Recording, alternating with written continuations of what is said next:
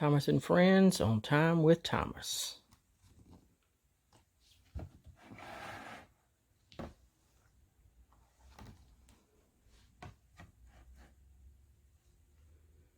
The sun rises over sleepy Sodor at 6 in the morning. Time to wake up, Sir Topham Hatt says to the engines nestled in Tidmouth sheds. What a beautiful day. But the noisy storm last night kept me up, Thomas. Thomas says with a yawn, I'm still sleepy. No time for that, says Sir Topham Hatt. Today, Thomas, you'll be an especially useful engine. You must pick up some large cargo at Brendam Docks and make 3 separate deliveries by 4 o'clock this afternoon. Good luck, sleepyhead, James teases. He and the other engines leave Tidmouth at 6:30 sharp.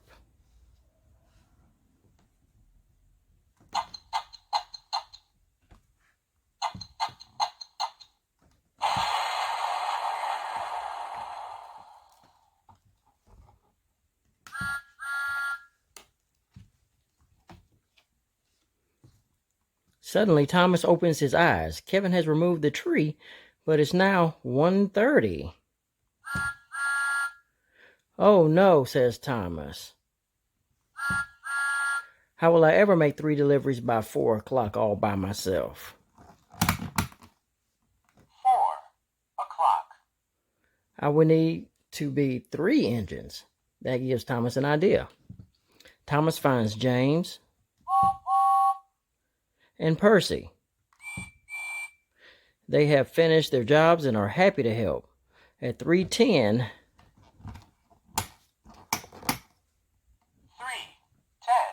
they arrive at Brendam Docks, where Cranky loads them up.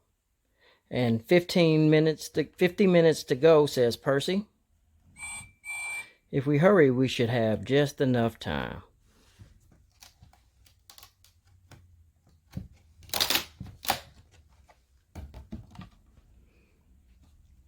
James delivers his cargo to Knapford Station at 3:25.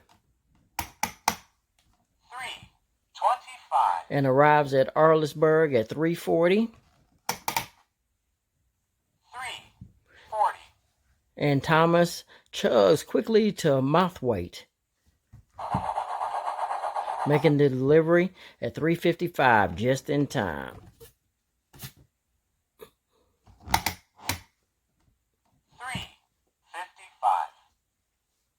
Well done, Thomas, says Sir Topham Hatt, when the engines returned to Tidmouth sheds at 5 o'clock in the evening.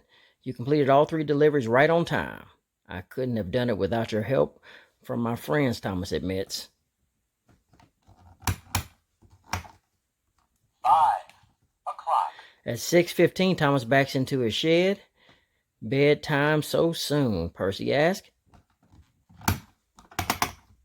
6:15. With a good long sleep tonight, Thomas says, nothing can slow me down tomorrow.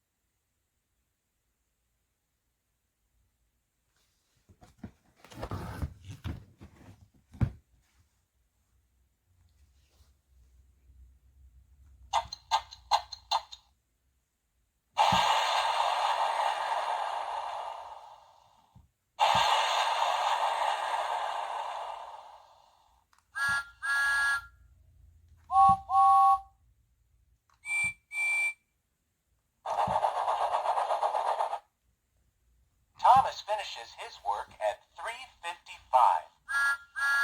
What time do you finish your homework? Set the clock